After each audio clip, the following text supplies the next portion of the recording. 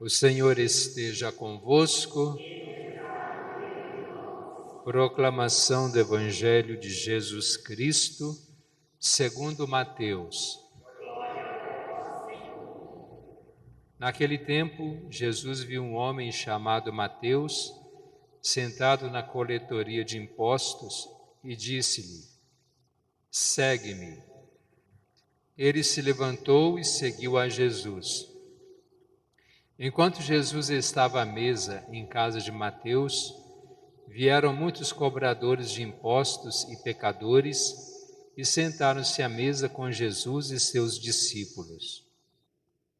Alguns fariseus viram isso e perguntaram aos discípulos: "Por que vosso mestre come com os cobradores de impostos e pecadores?" Jesus ouviu a pergunta e respondeu: "Aqueles que têm saúde não precisam de médico, mas sim os doentes. Aprendei, pois, o que significa: quero misericórdia e não sacrifício. De fato, eu não vim para chamar os justos, mas os pecadores." Palavra da salvação.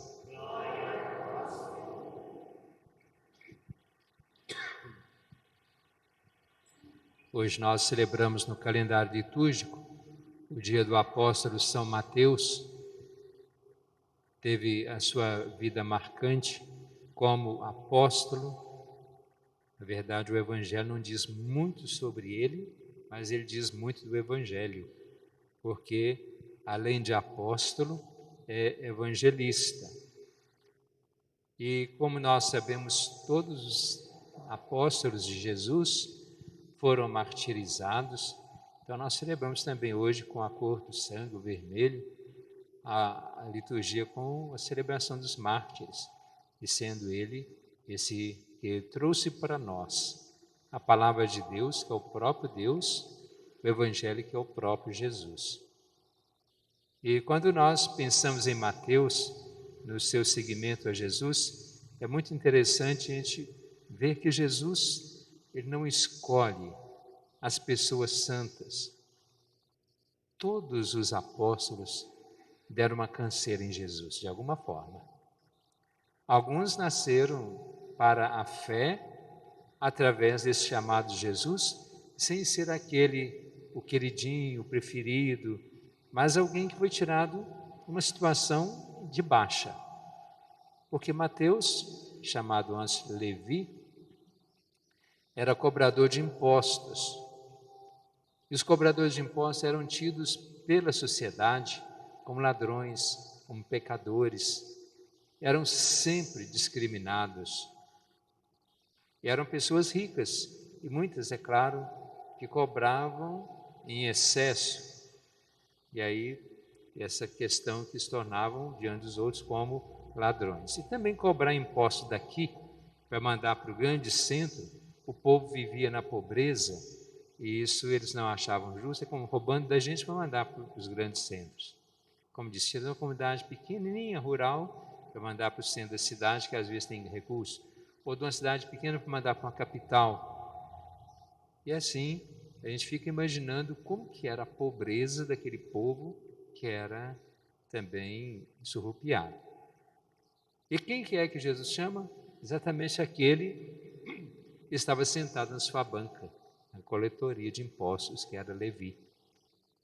E se a gente for escolher só pessoas boas, Jesus poderia muito bem selecionar, pois ele conhecia o íntimo de cada um, a sua capacidade de amar, de fazer o bem, mas também aquilo que a pessoa fazia de mal, ou a capacidade de fazer o mal. Ele sabia muito bem, tanto que o Evangelho fala, antes da condenação, ele sabia muito bem quem deveria traí-lo, mas ele escolheu exatamente pessoas humanas.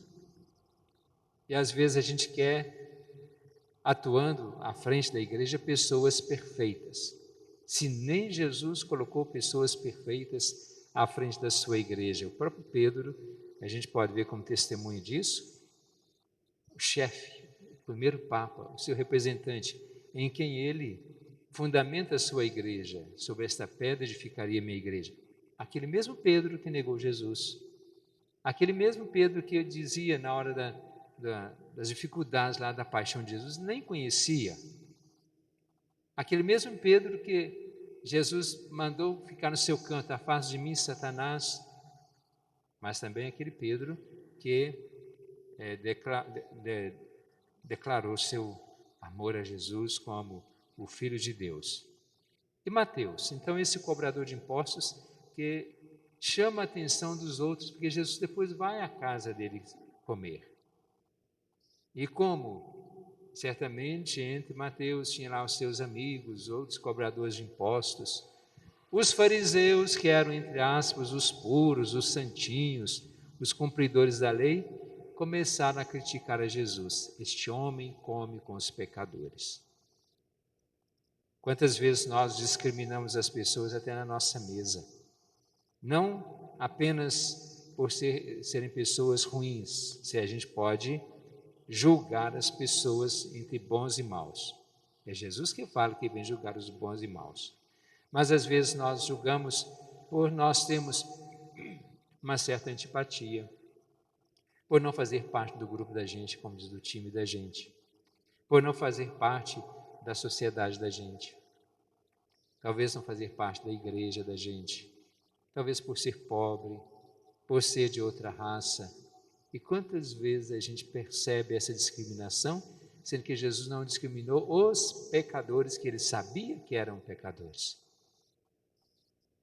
E aí quando falam que Jesus come com os pecadores, aí ele solta essa: não vim para os santos, mas para os pecadores. Assim como o médico não é médico para os que estão com saúde, mas para os que estão com doença.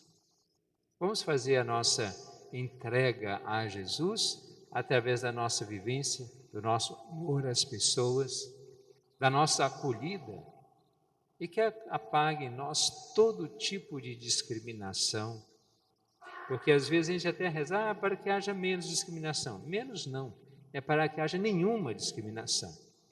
Se a gente reza para que haja menos discriminação, quer dizer que a gente ainda aceita um pouquinho e não podemos aceitar nada. Então, que não haja discriminação alguma no nosso meio, quando nós nos colocamos acima dos outros, os outros são inferiores, que os outros que são piores, e nós vamos julgando as pessoas de acordo com a nossa visão, que nem sempre é uma visão 100%.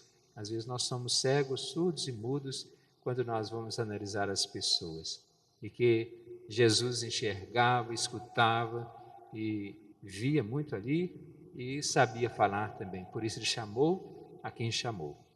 E aí vem Mateus como aquele que foi pregar o evangelho na África também.